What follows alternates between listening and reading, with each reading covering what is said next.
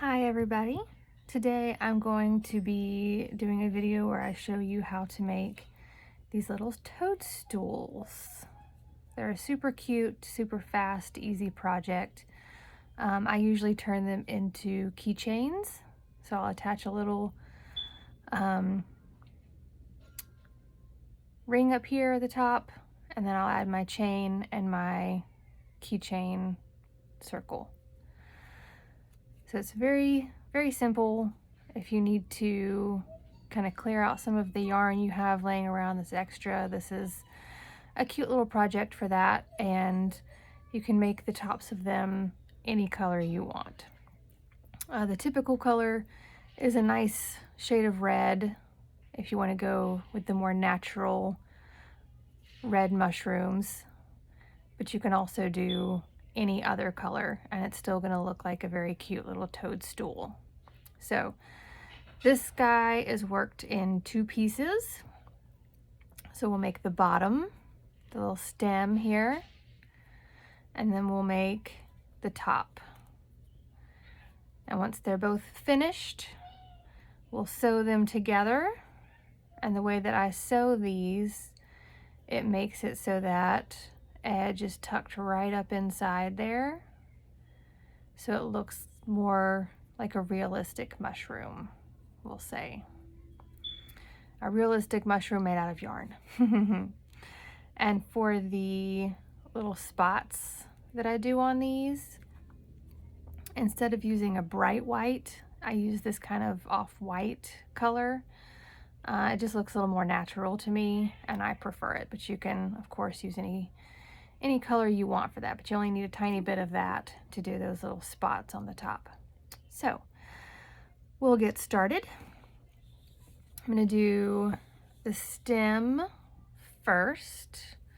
So I've got this nice tan color, and we're going to do 8 single crochets in a magic circle. So this is a number 4 worsted weight yarn, and I pretty much always use a 5mm hook. So I've got my magic circle. We'll do 8 single crochets. So 1, 2, 3, 4, 5, 6, 7, and 8. I'll pull that tight.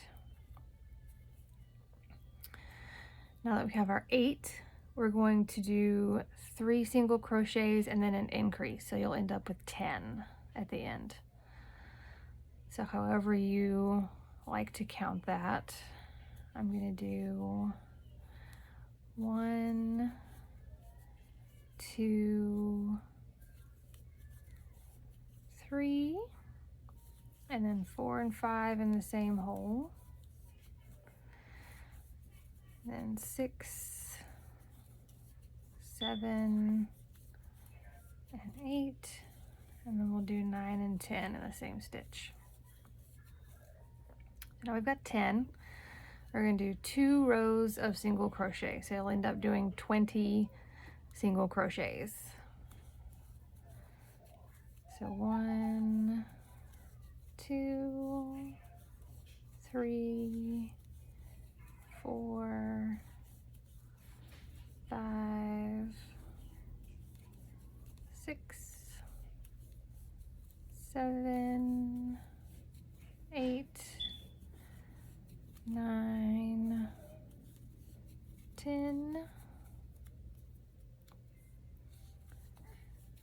11, 12, 13, 14, 15, 16, 17, 18, 19, 20. Okay. So now we're going to do our decrease row. So 3 single crochets and then a decrease. And that'll take us back to having 8 stitches total for the round. So we'll do our 1, 2, 3, and decrease, 4, 5, 6, well, and decrease. Now I'm going to take this little tail, my starting tail here, and tuck it down inside, because we won't need that later on, and it just gets it out of the way. Now we're going to do 2 rows of single crochet again, but this time it's only going to be 16. So we'll have 1, 2, 3, 4, 5, 6, 7, 8, 9, 10, 11, 12, 13, 14, 15, and 16. Okay. I'm going to show you guys how to do the next step at this point. And as always, if you need a stitch marker for a row counter, I kind of prefer using these large hairpins because they're very easy to slip on and off and move around. They don't just fall off like some of the other ones that I've used. So if you need some way to keep up with your rows or where you're starting and stopping from, I recommend these. Okay, so whenever I change how I'm doing my row, I always like to do a slip stitch so that there's not as big of a height difference in moving from one section to another. And this is not something you have to do by any means. It's just something that I do. I feel like it looks a little nicer when it's finished. And now we're going to do increases all the way around. You should have 8 stitches around the top, so you'll have 16 stitches when you're finished. And I'm going to do these front loop only because I want it to stick out to the edge, not just kind of start to curve back up. So doing front loop only will give you that little kind of tabletop effect like this one has. So that was 1, 2. We'll have 3 and 4, 5 and 6,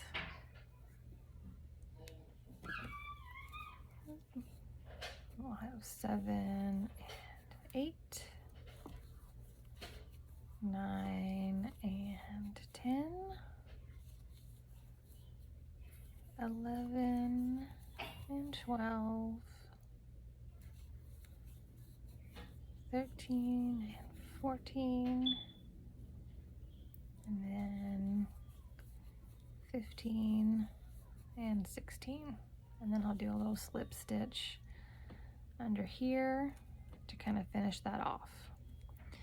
So I'm going to cut a section of yarn. That looks about 18 inches or so. And then I will pull it through. And you can stuff the inside of your little mushroom stem with whatever you like. I use just a little bit of the same stuff that I put in everything, my polyfill. And a lot of times if you buy polyfill in a bag, they stick one of these handy little chopsticks in there. And whenever I have a smaller hole that I'm working with, these seem to work pretty well for getting that stuff down in there without stretching it out. So it doesn't have to be crazy tight. You just want something to kind of make sure that it's going to keep its shape. Okay? So then we will make a cap, and then we'll sew the 2 pieces together. The caps are very simple. Again, you're going to do whatever your cap color is. You're going to do a magic circle and 8 single crochets in the magic circle. So we'll have 1, 2, 3, 4, 5, 6, 7, and 8. We'll pull that tight, and we can tighten it up a little bit more in a minute. Now we're going to do increases all the way around, so we'll end up with 16 stitches. So we'll go under and we'll do 1 and 2, then 3 and 4, 5 and 6, 7 and 8, 9 and 10, 11 and 12, 13 and 14, and then 15 and 16. See, that opened up a little bit as I worked my way around. And that's okay because we can pull it back tight. Now we're going to do 2 rows of single crochet with 16 count. So we'll have 1, 2, 3, 4, 5, 6, 7, 8, 9, 10, 11, 12, 13, 14, 15, 16. Okay, one more row of 16. 1, 2, 3, 4, 5, 6, 7, 8, 9, 10, 11, 12, 13, 14, 15, and 16. My toddlers are getting chatty right now, so pardon the background noise. So I'm going to pull that back tight, wiggle it around a little bit. With these mushroom caps, for the little button mushrooms, this is done. So we'll sew it onto the top in just a second, and I'll show you how I do that. I'm going to do a little slip stitch here on the edge, and we don't need a long tail for this because we're going to use the tail from the stem to sew the 2 pieces together. So we'll just pull that tight, and then you just take and pull that to the inside so it's out of the way.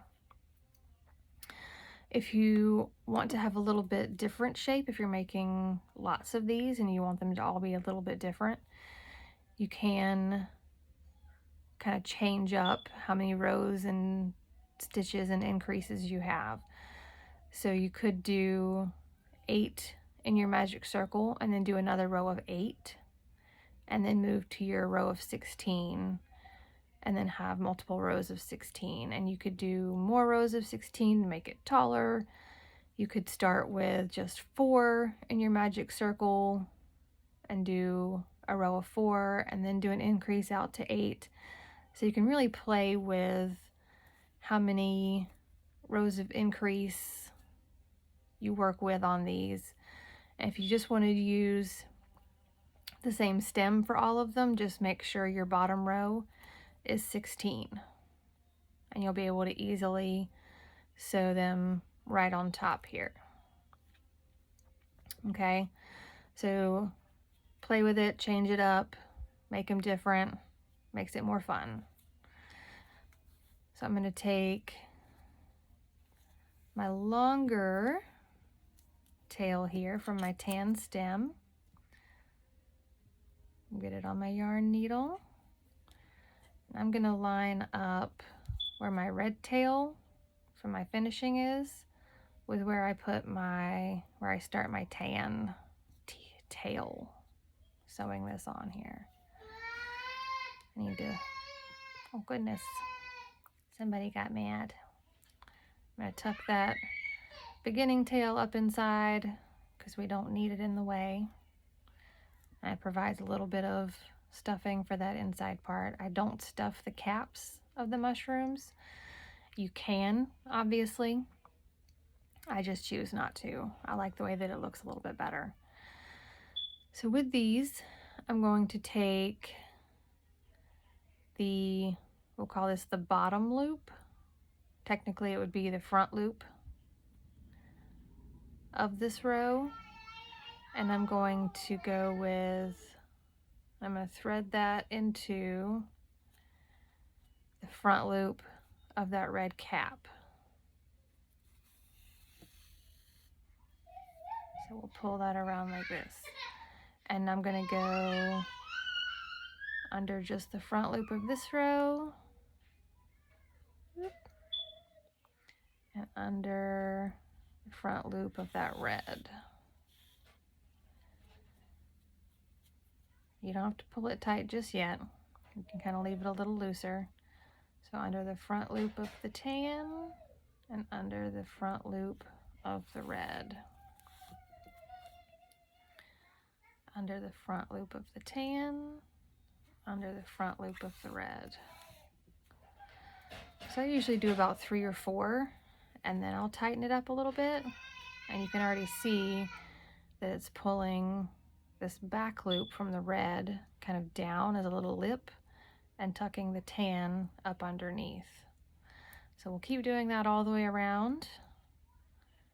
Front loop of the tan, front loop of the red.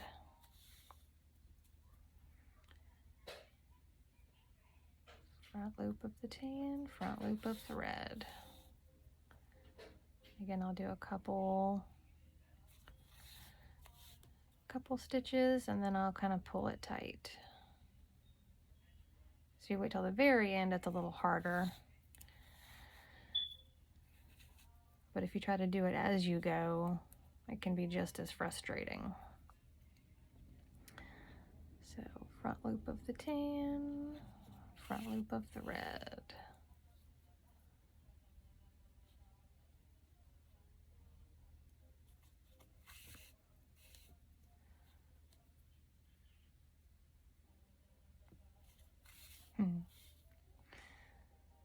Almost back around here. I like to do a lot of these little mushrooms in different shades of reds and oranges. I've even done a couple that are kind of in that rosy mauve color range. Those turn out really nice too. They look really good with baby nurseries that are done in kind of a fairy theme. Get the little toadstools and all the pretty flowers.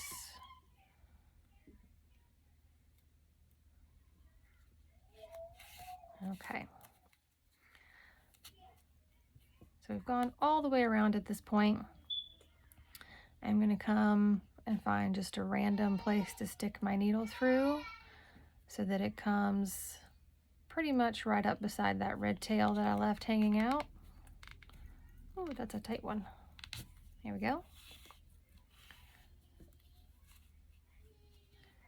I'm going to tie it in just a square knot.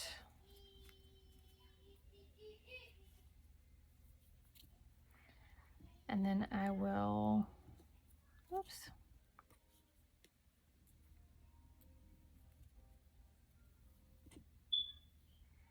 So let's just tie it in a nice little square knot. We'll take and thread the yarn, both colors, through our hook here. And we're just going to tuck that back through the piece to kind of have those tails. I know some people like to weave them in. That's perfectly fine. My preference when I can is just to tie it and cut it off. So there's our little toadstool, and I'll use this tan. I usually go in from underneath the tan part when I'm attaching these little spots. And then once you're in your little mushroom cap, you can just sew which way you would like to make your little spots on the top of your mushroom. Some people even will take, and once they pull it through, make a little knot in the yarn before they go back down. So it creates like a little bump or wart on the mushroom. And you can do that as well. Or you can just leave it plain, whichever way you prefer. So that's our little mushrooms for today. I hope you guys enjoyed that, and it was fairly easy to watch and work along with. Let me know in the comments if you have any questions or if there's anything else you'd like for me to make, and I'll see you next time.